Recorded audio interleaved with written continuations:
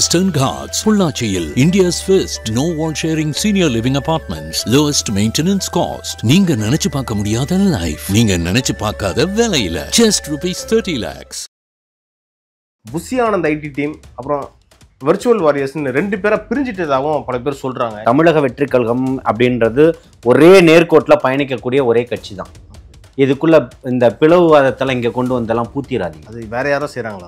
உங்க அவசியத்துக்கு கட்சியை ஆரம்பிச்சிருக்கா? உங்களுடைய அவசரத்துக்கு கட்சியும் கட்டமைப்பும் உருவாக்கணும்னு நினைக்கிற திமுக? அப்படி எந்த அவசியமும் இங்க இல்லை. தமிழக வெற்றி கழகத்தை ஆரம்பித்தவர்களுக்கு தெரியாத கட்டமைப்பை எப்படி உருவாக்கணும், எப்படி கொண்டு போகணும்னு அதுக்கு ராத்திரி பகலா தன்னுடைய வயதையும் பொருட்படுத்தாம நீங்க ஏதோ போயிட்டீங்கன்னா போயிடணும், உங்க வேலையை பார்த்துக்கிட்டு என்னவோ அதை பண்ணுங்க. கருத்து சொல்றோன்ற பேர்ல எத்தனையோ துயர சம்பவங்கள்லாம் நடந்திருக்கு. நெப்போலியன் எதுக்கு வந்தார்? இது வரைக்கும் மக்கள் பக்கம் நிற்கக்கூடியவன் யாருன்னு பாருங்க. என்ன இந்த மாதிரி யோகியவான்களுக்கெல்லாம் பதில் கொடுக்கணுன்ற என்ன அவசியம் இருக்குன்னு கேட்குறேன். இன்னைக்கு ஒவ்வொருத்தரும் எங்க புள்ள வரணும், என் புள்ள வரணும்னு சொல்றாங்க. புள்ளைய பெத்த புள்ளைய பறி கொடுத்துட்டாங்க கரூர்ல. ஆனா அவங்க சொல்றாங்க என் புள்ள, ஒரு புள்ள போயிடுச்சு, நான் என்ன பண்றது, இதுவும் என் புள்ள தான், வரட்டும்.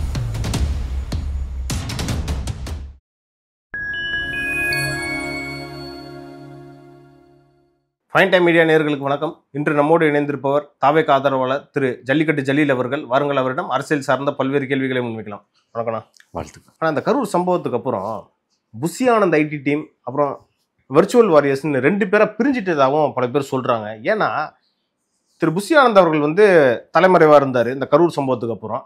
அதை பற்றி யாராவது கேள்வி எழுப்பினாலே புஷி ஆனந்துக்குன்னு இருக்கிற சில டீம் விர்ச்சுவல் வாரியர்ஸ் திட்டுறதாகவும் பல பேர் இந்த குற்றச்சாட்டு வைக்கிறாங்களே. இப்போ கட்சியே ரெண்டா பிரிஞ்சிருக்கா? முதல்ல ஃபர்ஸ்ட் ஒரு விஷயத்த மறுக்கிற ஒரு தலைமறைவுன்றதே மறுக்கக்கூடிய ஒரு விஷயம்தான். ஓகே, அவர் ஆரம்பத்துல இருந்து இங்கே தான் இருக்கிறாரு. இந்த திமுக காவல்துறைகள் பார்த்தீங்கன்னா அன்னைக்கு எப்படியெல்லாம் நடக்கும்ன்றது தெரியும். அவர்களை கைது செஞ்சிருவோன்ற ஒரு தோணியை உருவாக்குனார்களே தவிர கைது செய்யறதுக்கான முகாந்திரம் எதுவுமே இல்லைன்றது எல்லாருக்குமே தெரியும். சும்மா இருக்கணும்னா அப்படி பார்த்தா எத்தனையோ பேர் இங்கே கைது செஞ்சிருக்கணும். ஹெச் ராஜாவை கைது செஞ்சிட்டிங்களா? எஸ்வி சேகரை கைது செய்ய முடிஞ்சு அவங்களால? இப்போ அவங்களோட தான் இணக்கமாக இருக்குது. யார் கூட? திமுக கூட. யாரு? எஸ்வி சேகர். இல்லை, அதுதான் சொல்கிறேன், திமுகவாகவே மாறிட்டார். இப்போ பிஜேபி கொள்கையெல்லாம் இல்லை, சனாதனவாதி இல்லை. இப்போது அவர் பெரியாரிஸ்டாக மாறிட்டார். அதனால தான் அவங்க அப்பா மிகப்பெரிய ஒரு தியாகி. ரோடு கூட ஒரு பேர் வச்சுருக்காங்க. ஆமாம், அவர் பெரிய தியாகிங்க. அவர் மொழிப்போர் போராட்டத்தில் கலந்துக்கிட்டு இருக்கிறாரு. அப்புறம் சுதந்திர போராட்டத்துக்காக சிறை சென்றிருக்கிறாரு. திமுகவினுடைய ஆரம்ப காலகட்டத்தில் அண்ணாவோட சேர்ந்து பயணிச்சிருக்கிறாரு. அது திமுகவுக்காக திமுக பிளவுபடும் போதெல்லாம் பாலமாக இருந்திருக்கிறாரு. அதெல்லாம் சொல்கிறதுக்கு வெக்கமா இல்லைன்னா கேட்குறதுக்கு மக்களுக்குமா வெக்கமா இல்லை? அவர் மிகப்பெரிய தியாகி விட்டு புள்ள. அவர் கேள்வி கேட்டதுனால உடனே முதல்வர் அவர் பேரை வச்சுட்டான். திமுகவுக்காக எத்தனை பேர் செத்தான்? தனி ஈழம் வேணும்னு நீங்கள் நம்பி, நீங்கள் போராடினதை நம்பி, நீங்கள் எடுத்து கொடுத்ததை நம்பி எத்தனை பேர் மொழிப்போர், எத்தனை பேர் கொளுத்துக்கிட்டு செத்தான்? குளத்தூரில் தம்பி முத்துக்குமார் இறந்தானே, ஏன் அவனுங்க பேரெல்லாம் வைக்க வேண்டியதானே? ரெட்டை வேடமிடுறது தான் இந்த திமுகவுனுடைய வேலை, புரியுதுங்களா? அவர் எங்கேயும் ஓடலை, தலைமறைவாகவும் இல்லை. இன்றைக்குமே பனையூர் அலுவலகத்தில் தான் உட்காந்துருக்கிறார், புரியுதுங்களா? இன்றைக்குமே போனால் பார்க்கலாம். அப்படி கட்சியினுடைய ஒரு பணிகளை செஞ்சுக்கிட்டு இருக்கும்போது தொடர்ச்சியாக திமுக ஒரே வேலை, அவங்களுக்கு இருக்கக்கூடிய வேலைகள் கொத்தடிமைகளை வச்சு இன்னைக்கு தமிழக வெற்றி கழகத்தை ஒரு நெரேட்டிவ் செட் பண்ணி பேச வைக்கிறது மட்டும்தான் அவர்களுடைய இன்னைக்கு பிரதான ஒரு கடமையாக இருக்குது. சோசியல் மீடியால புஷி ஆனந்த் அவங்க ஆதரவு ஒரே ஒரு விஷயத்த புரிஞ்சுக்கோங்க. தமிழக வெற்றி கழகம் அப்படின்றது ஒரே நேர்கோட்டில் பயணிக்கக்கூடிய ஒரே கட்சி தான். இதுக்குள்ள இந்த பிளவுவாதத்தெல்லாம் இங்க கொண்டு வந்தெல்லாம் பூத்திராதீங்க. அது வேற யாரும் செய்யறாங்களா? யாரு? வேற யாரும் செய்யறாங்களா? அதை திரும்பவும் சொல்றேனே, தமிழக வெற்றி கழகத்தினுடைய கொள்கையை ஒண்ணுதான், ஒரே நேர்கோட்டில் தான் பயணிச்சுக்கிட்டு இருக்கிறாங்க.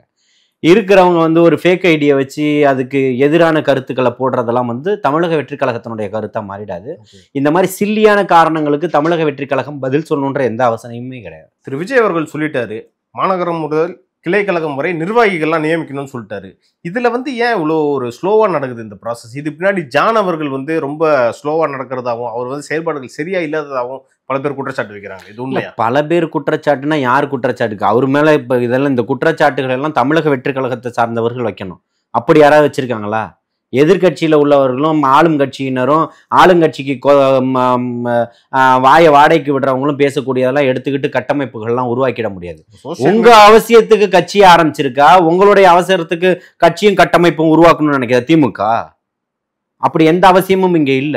தமிழக வெற்றி கழகத்தை ஆரம்பித்தவர்களுக்கு தெரியாத கட்டமைப்பை எப்படி உருவாக்கணும், எப்படி கொண்டு போகணும்னு அதுக்கு ராத்திரி பகலா தன்னுடைய வயதையும் பொருட்படுத்தாம பொதுச் செயலாளர் பண்ணிக்கிட்டு இருக்கிறாரு. கட்சியில எந்த ஒரு கழக குரலும் வரல இந்த நிர்வாகிகள் நியமிப்பு பத்தி. யாரு கொடுத்திருக்கா? ஓப்பனா சொல்லுங்க. அப்படி ஒண்ணு நடந்திருந்தா வரணும்ல, வெளியில வரணுமா இல்லையா? எலெக்ஷன் வந்துருச்சு, இன்னும் நிர்வாகிகள் நியமிக்கல, இவ்வளவு ஸ்லோவா இருக்குன்றதுனால எல்லாம் அந்த கட்டமைப்புகள் அத்தனையுமே அவருக்கு தெரியும். அவரும் ஒரு மூத்த அரசியல்வாதி தான், புரியுதுங்களா? ஒரு ரசிகர் மன்றத்தை ஒரு மக்கள் இயக்கமா மாத்துறாரு, மக்கள் இயக்கத்தை இன்னைக்கு ஒரு அரசியல் கட்சியா பரிமாணம் கொண்டு வர்றாரு. அப்படின்னும் போது அவருக்கு எவ்வளவு அனுபவங்கள் இருக்கும், அந்த மக்களோட அந்த தொண்டர்களோட எப்படி பயணம் பண்ணிக்கிட்டு இருப்பாரு அவருக்கு தெரியாதா? எப்படி யாரு என்ன ஏதுன்றது. எந்த ஊருக்கு போனாலும் அங்க 100 பேர் ஒரு ஏரியால இருந்து 100 பேர் வந்திருந்தாலும் 100 பேரையுமே பேர் சொல்லி பேசுவார். புதுமுகமா இருந்தா இவங்க யாருன்னு கேட்பார். இல்ல இந்த மாதிரி புதுசா வந்திருக்காங்க அப்படின்னு அடையாளப்படுத்துவாங்க. நான் பக்கத்துல இருந்து பார்த்தவன், புரியுதுங்களா? அந்த மாதிரி ஒருத்தரும் யார் வந்தாலும் யார் அவங்க, ஏன் இவ்வளவு நாளா நீங்க வரலன்றதையும் கேட்பார். அவ்வளவு இணக்கமா இருப்பாரு. ஆமா, அப்போ அந்த மாதிரி ஒரு கட்டமைப்பை வச்சிருக்கிறாரு. அந்த மாதிரி கட்டமைப்புகளுக்குள்ள போகும்போதுதான் அந்த மாதிரி ஒருத்தரால தான் அதை பண்ண முடியும். நீங்க ஏதோ அவரை சும்மா சாதாரணமா எடை கொண்டு போட்டுக்கிட்டு போய்கிட்டு இருக்கிறாங்க இந்த திமுக தரப்பு, புரியுதுங்களா? உங்களுக்கெல்லாம் 2026 எப்பேற்பட்ட ஒரு கட்டமைப்பை உருவாக்கணுன்றது தெரியும். அதை பண்ணிக்கிட்டு இருக்கிறாரு பொதுச் செயலாளர். நிச்சயமா மிகப்பெரிய ஒரு மாற்றத்தை ஏற்படுத்துவாரு. இந்த கழக குரல்ன்றது இந்த கழகத்திலிருந்து வரக்கூடிய குரல் தான். அது கழக குரல்லாம் ஒன்றும் கிடையாது. எந்த கழகமும் இங்க நடக்கல. அது இந்த கழகங்கள் தான் இந்த வேலையை பார்த்துக்கிட்டு இருக்கிறாங்க. தொடர்ந்து திரு விஜய் அவர்கள் எப்போ கரூருக்கு போவார்ன்ற அந்த கேள்வி வந்துகிட்டே இருக்கு. ஒரு பக்கம் போலீஸ் அனுமதி கொடுக்கலன்றாங்க. எதுக்கு இன்னமும் அந்த போலீஸ் அனுமதி? நீங்க அதாவது பாதுகாக்கிறதுக்கு கட்சியினர் இவ்வளவு பேர் இருக்கிறப்போ தவறான ஒரு கட்டமைப்பு நீங்க சொல்லக்கூடியது. ஒரு மிகப்பெரிய ஒரு துறையர சம்பவம் ஒண்ணு நடந்திருக்கு, புரியுதுங்களா? தங்கை அனிதா வீட்டுக்கு ராத்திரியா போயிட்டு வந்தாருன்னா ஒரு வீட்டுக்கு போறாரு வராரு யாருக்கும் தெரியாது. தூத்துக்குடிக்கு போயிட்டு வராருன்னா யாருக்கும் தெரியாது. அந்த மாதிரி காலகட்டம் இல்லை இது. இப்போ ஒரு அரசியல் பரிமாணமா கொண்டு வந்துட்டாரு. இன்னைக்கு கூட்டம் கட்டுக்கடங்காத அளவுக்கு கூட்டம் வருது. மக்கள் தன்னெழுச்சியாக வராங்க. 41 பேர் உயிரை இன்னைக்கு பறிகொடுத்தாலும் ஆனால் தலைவர் தளபதியின் மீது எந்த விமர்சனத்தையும் அவர்கள் வைக்கல, புரியுதுங்களா? அதுதான் இவருக்கு மிகப்பெரிய மன அழுத்தத்துக்குமே இவர் காரணமாகிறது. இவ்வளோ ஒரு பெரிய துயர சம்பவம் நடந்தும் இன்னும் இந்த மக்கள் நம்மளை கொண்டாடிக்கிட்டு இருக்காங்க. நம்ம மீது எந்த இதுவுமே இல்லைன்னு சொல்றாங்க. நாங்க இப்போ வந்துட்டோம்னு சொல்றாங்க. பாதுகாக்க வேண்டியது அரசாங்கம் தான் சொல்றாங்க. பாதுகாக்க வேண்டியது காவல்துறை தான் சொல்றாங்க. அப்படின்ற மக்கள் இவ்வளவு தெளிவாக இருக்கிறார்களே அப்படின்னு நினைக்கும் போது அவர் மனசு ரொம்ப வருத்தப்படுது. அதனாலதான் திரும்பவும் சொல்றாரு, 41 குடும்பத்தையும் தனித்தனியாக போய் பார்ப்பது சாத்தியம் இல்லாத ஒரு விஷயம் அப்படின்னு சொல்றது. அப்போ அங்கேயே அதே ஊர்லயே அவங்க ஊருக்கு பக்கத்திலேயே ஏதோ ஒரு இடத்துல ஒரு மண்டபத்திலேயோ ஒரு காலேஜ்லயோ ஒரு ஆடிட்டோரியத்துல ஒரு சந்திக்கிறதுக்கான ஏற்பாடுகள் செஞ்சிருக்கு. முறையான அனுமதி கேட்டிருக்கு. கூட்டங்கள் வந்துடக்கூடாதுன்னு திரும்பவும் இந்த மாதிரி ஏதேனும் ஒரு சம்பவங்கள் நடந்துடக்கூடாது, அந்த பாதிக்கப்பட்ட குடும்பத்தை பார்க்க வரத்துக்கு முக்கிய நிர்வாகிகளுக்கே அனுமதி மறுப்பு. புரியுதுங்களா? யார் யாரெல்லாம் சந்திக்கணுமோ அவர்கள் மட்டும்தான். அந்த மாதிரிதான் ஒரு கட்டமைப்போட கொண்டு போய்கிட்டு இருக்கிறார். அதுக்கான வேலைகள் நடந்துகிட்டு இருக்கு. அனுமதிகள் கேட்கப்பட்டிருக்குது. ஒருவேளை காவல்துறையினுடைய பற்றாக்குறையினால இந்த பண்டிகை காலம் முடிந்து கொடுக்கறதுக்கு வாய்ப்புகள் இருக்கு. இடங்கள் எல்லாம் தேர்வு செய்யப்பட்டு கடந்த வாரமே எல்லாத்தையுமே கொடுத்துருக்கு. ஒருவேளை அங்கெல்லாம் இடம் கிடைக்கலன்னா திரு விஜய் அவர்கள் வழக்கமா செய்யற மாதிரி பனையூர் அலுவலகத்துக்கே எல்லாரையும் கூட்டு வருவாரு அப்படின்னு. ஏன்னா இது விமர்சனத்துக்குள்ள இல்ல, அது விமர்சனத்தை அதை நீங்க விமர்சனம் பண்ணணும்ன்றத காத்துக்கிட்டு இருக்கிறீங்க, புரியுதுங்களா? அந்த மாதிரி விமர்சனங்கள்ல போய் சிக்கணும்ன்றது அவருடைய வேலை கிடையாது. எந்த மக்களும் அந்த மக்களுக்கு உரிய மரியாதையும் மதிப்பும் கொடுக்குறாரு. அது கண்ணியமா நடத்தணும்னு நினைக்கிறாரு. அந்த கண்ணியத்தையும் நீங்க குட்டையை குழப்பி விட்டு மீன் பிடிக்கணும்னு நீங்க நினைக்கிறீங்க.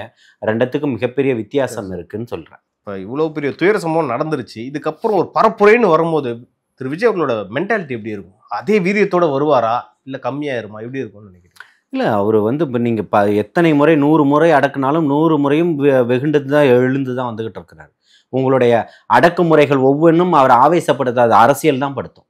நீங்கள் ஆவேசப்படுவார்னு நினச்சிங்கன்னா நீங்கள் முட்டாள்கள், புரியுதுங்களா? மூடர்கள் ஆயிடுவீங்க. உங்களுடைய அடக்குமுறைகள் ஒருபோதும் அவர்களை ஆவேசப்படுத்தாது, அச்சப்படுத்தாது, அரசியல் படுத்தும். ஆவேசமா ஒரு காரியங்களை பண்ணிடலாம், இதை இப்படி பண்ணிட்டாங்களேன்னு நினைக்காது. அவர் நிறுத்தி நிதானமா யோசிச்சு அந்த விஷயத்த ரொம்ப தெளிவான ஒரு பாதையில கட்டமைப்போட பண்ணிக்கிட்டு இருக்கிறாரு. ஆனா அவரோட மௌனத்தை தான் வந்து நடிகர் திரு நெப்போலியன் அவர்கள் வந்து விமர்சிச்சிருக்காரு. என்னன்னா, சம்பவம் நடந்த அன்னைக்கு அப்பயே போய் பார்த்துருக்கணும், நாங்களும் வந்து சினிமா ஃபீல்டு தான் வந்திருக்கோம், எங்களுக்கு தெரியாது அப்படின்ற மாதிரிலாம் பேசியிருக்காரு. இதை எப்படி பாக்குறீங்க? 1000 ஏக்கருக்கு சொந்தக்காரர், அமெரிக்க வாழ்க்கை, தமிழ்நாட்டில் மொத்தத்தையும் சம்பாதிச்சுட்டு அயல்நாட்டில் போய் ஒதுங்கியிருக்கீங்க. அமெரிக்காவில் 1000 ஏக்கர் வாங்கக்கூடிய அளவுக்கு உங்களுக்கு எது பணம்? நீங்கள் ஏதோ போயிட்டீங்கன்னா போயிடணும், உங்கள் வேலையை பார்த்துக்கிட்டு என்னவோ அதை பண்ணுங்க. கருத்து சொல்கிறோன்ற பேரில் எத்தனையோ துயர சம்பவங்கள்லாம் நடந்திருக்கு. நெப்போலியன் எதுக்கு வந்தார் இது வரைக்கும்? இங்கே இருந்த நடிகர் தான் நிறைய பேர் அங்கே போய் பார்த்தாங்க. அவர் பையனோட திருமணம் நடந்துச்சுன்னு நினைக்கிறேன். அதுதான் சொல்கிறேன், அந்த திருமணத்தை கூட உங்களால் இந்த மண்ணில் நடத்த முடியலல்ல. ஏன் ஓடுனீங்க இந்த ஊரை விட்டு? திமுகவில் இருந்தீங்க, எம்எல்ஏக்கு நின்னீங்க, அதுக்கப்புறம் சென்ட்ரல் மினிஸ்டரா இருந்திருக்காரு. இல்ல அதுதான் சொல்றேன், அதுக்கப்புறம் எம்பி ஆனீங்க, எல்லாம் நடந்துச்சு இல்ல. அதுக்கப்புறம் என்னாச்சு? கொள்கையெல்லாம் குப்பை தொட்டியில கொண்டு போய் போட்டுட்டு பாஜகவில் போய் சேர்ந்தீங்க. நீங்க இன்னைக்கு கருத்து சொல்றீங்க, உங்களுடைய கருத்துக்களை. அதுக்கு நீங்க என்கிட்ட பதில் கேட்குறீங்க. மக்கள் பக்கம் நிற்கக்கூடியவன் யாருன்னு பாருங்க. என்ன இந்த மாதிரி யோகியவான்களுக்கெல்லாம் பதில் கொடுக்கணுன்ற என்ன அவசியம் இருக்குன்னு கேட்குறேன்.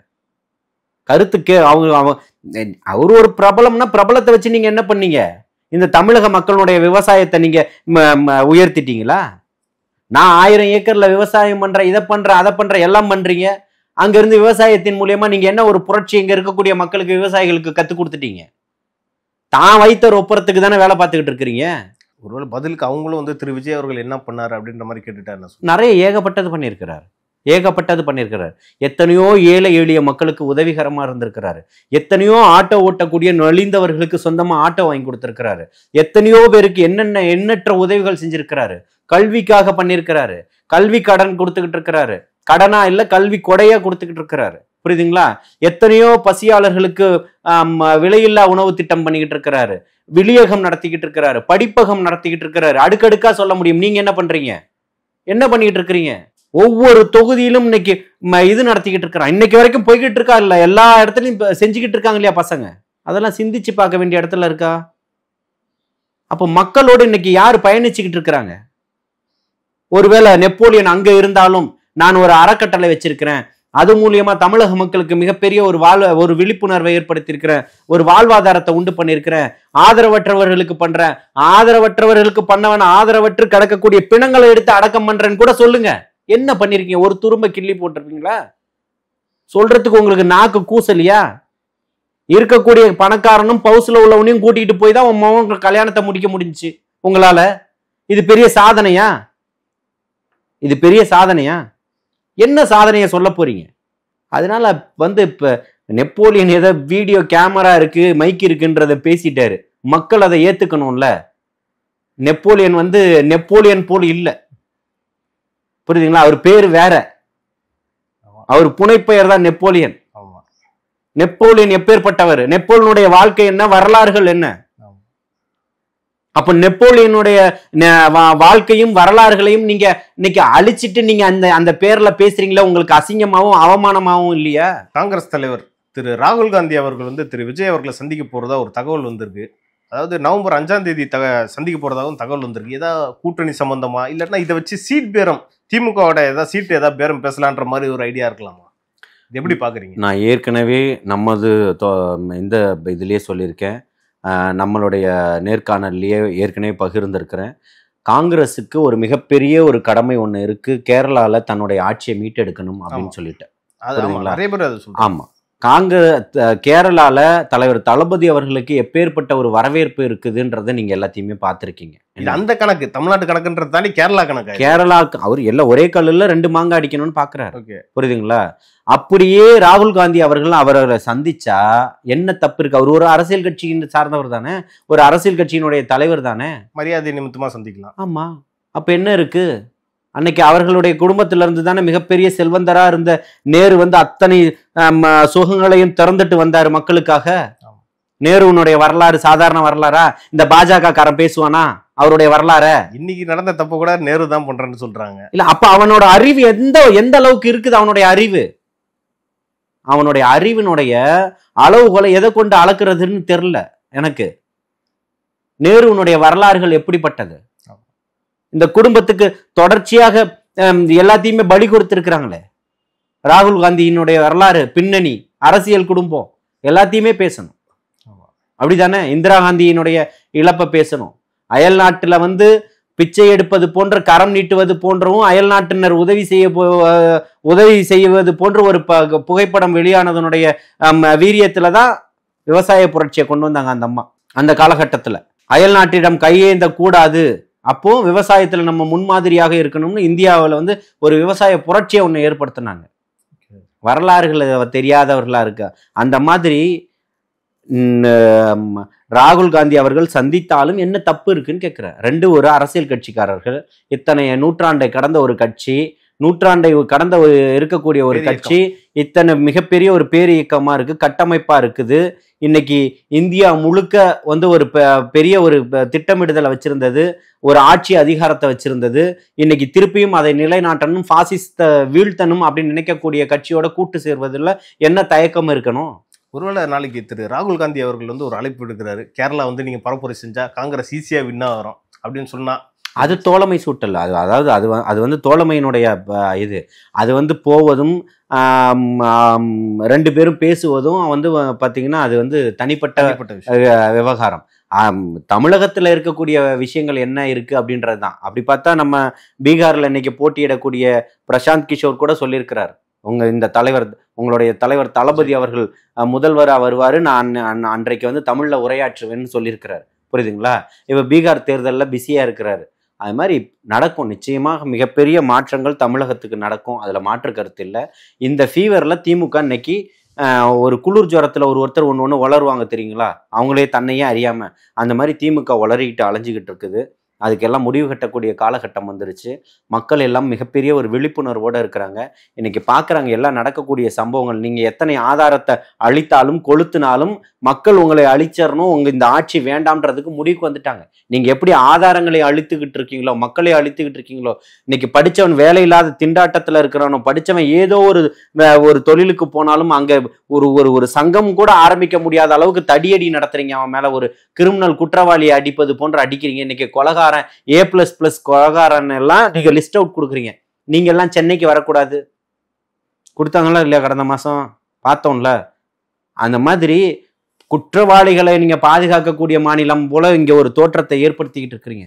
ஒரு குற்றவாளி பயங்கரவாதி, அவனை பயங்கரவாதின்னு தான் சொல்லணும். ஒரு தேசிய கட்சியினுடைய தலைவரை, மாநில கட்சியை சேர்ந்த தலைவரை படுகொலை செய்யப்படுறாங்க. தேசிய கட்சியினுடைய மாநில தலைவரை படுகொலை செய்யப்படுறாங்க. அதுக்கு திட்டம் தீட்டுறதுக்கு சிறைச்சாலையை பயன்படுத்துறீங்க.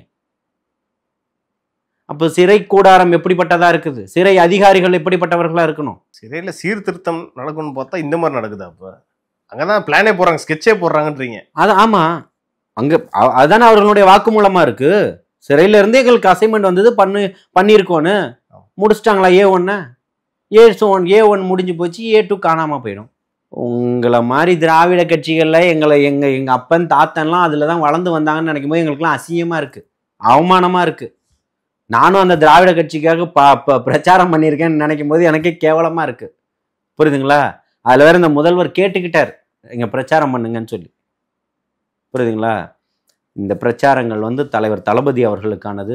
புரியுதுங்களா? மிகப்பெரிய ஒரு மாற்றத்தை நோக்கிய பயணமா இருக்கும்.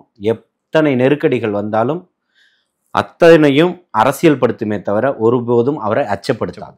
தாவேகாக்கு 23% ஓட் பேங்க் இருக்கிறதா ஒரு மும்பை சேர்ந்த ஒரு நிறுவனம் வந்து சொல்லியிருக்கு.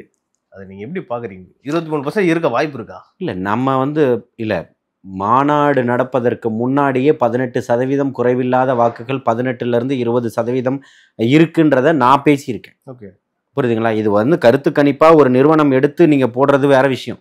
இன்னைக்கு 18% 20% இருக்குன்னு ஓராண்டு 1.5 ஆண்டுகளுக்கு முன்பே நான் பேசியிருக்கேன். பல காணொலிகள் இருக்கு, உங்களுக்கு ஆதாரம் என்ன தருவதற்கு நான் தயாரா இருக்கேன். இன்னைக்கு இந்த கருத்து கணிப்புகளை வச்சு பேசக்கூடியவன் இல்லை, நான் களத்துல நின்று பேசக்கூடியவன். எனக்கு என்ன நடக்குதுன்றது தெரியும். இந்த 23% இல்ல ஆட்சி அமைக்கக்கூடிய சதவீதமான்றது வரக்கூடிய தேர்தல் அதற்கு பதில் சொல்லும். புரியுதுங்களா? இன்னைக்கு வாக்குப்பதிவு எந்த அளவுக்கு அதிகமாக இருக்க போது மக்கள் இன்னைக்கு தேடி வந்து எப்படி ஓட்டு போட போறாங்கன்றதெல்லாம் பாருங்க. இன்னைக்கு எல்லாம் சின்ன பசங்களுடைய ஓட்டு தான் இருக்கு, முதல் தலைமுறையினுடைய ஓட்டு தான், வாக்குகள் தான் இருக்குன்னு சொன்னீங்கல்ல. இன்னைக்கு 50 வயசு 60 வயசை கடந்த தாய்மார்களை போய் நீங்க பேட்டி எடுங்க. இன்னைக்கு ஒவ்வொருத்தரும் எங்க புள்ள வரணும், என் புள்ள வரணும்னு சொல்றாங்க. புள்ளைய பெத்த புள்ளைய பறி கொடுத்துட்டாங்க கரூர்ல. ஆனா அவங்க சொல்றாங்க என் புள்ள, ஒரு புள்ள போயிடுச்சு, நான் என்ன பண்றது, இதுவும் என் புள்ள தான் வரட்டும், என் பையனுடைய ஆசை ஆட்சி அமைக்கணும்னு சொல்லிட்டு எங்க வீட்டுல இருக்கக்கூடிய 18 பேருடைய ஓட்டும் அவங்களுக்கு தான் போடுவோம்னு சொல்றாங்க. அந்த 50-60 வயசுனுடைய தாய்மாருடைய வைத்தறிச்சல் எப்பேற்பட்ட வைத்தறிச்சல். அப்ப அந்த 41 ஆன்மாவும் உங்களை சும்மா விடுமா? கூலி தொழிலாளர்களை, இந்த தூய்மை பணியாளர்களை போட்டு தள்ளிங்களே, இரும்பு கரம் கூட அடக்குனீங்களே, விவசாயிகளை எப்படி மோடி வந்து வர விடாம முள்வேலி அமைச்சு ராணுவத்தை வச்சு தடுத்து நிறுத்தினாரு, அதை போல ஒரு கட்டமைப்புல கொண்டு போய் போட்டீங்களே. மேயரை பாக்குறதுக்கு வராங்க, எங்களுக்கு முன்னாடி எப்படி கொடுத்தீங்களே வேலையை அப்படி கொடுங்கன்னு கேட்க வராங்க, அவங்கள குண்டு கட்டா தூக்கி போட்டு கைது செஞ்சீங்களே. அவங்களுடைய வைத்தறிச்சல்லாம் சும்மா விட்டுருமா? எல்லா ஒட்டுமொத்த தூய்மை பணியாளர்களும் ஒன்றிணைஞ்சாங்கன்னா உங்களுடைய தனியார் நிறுவனங்கள்லாம் என்ன, தனியார் நிறுவனம் ஆர்டர் எடுத்தவங்கலாம் அயல்நாட்டு நிறுவனம்லாம் அங்க இருந்து வெளிநாட்டுக்காரனை கொண்டு வந்து இங்க வந்து குப்பல்ல விட போறோம்னா கஷ்டம். எல்லாரும் ஒண்ணு சேர்ந்துட்டானா? கியூபாவுடைய புரட்சி எப்படி வந்துச்சு? ஸ்டாலின் அவர்களை சொல்லட்டும். இந்த தொழிலாளர்கள் ஒண்ணு சேர்ந்துட்டானா உங்களுடைய நிலை என்ன? உங்க வீட்டுல குப்பை எடுக்கிறதுக்கு இருக்கக்கூடிய பக்கத்துல இருக்கக்கூடிய 2 அமைச்சர்கள் தான் வரணும்.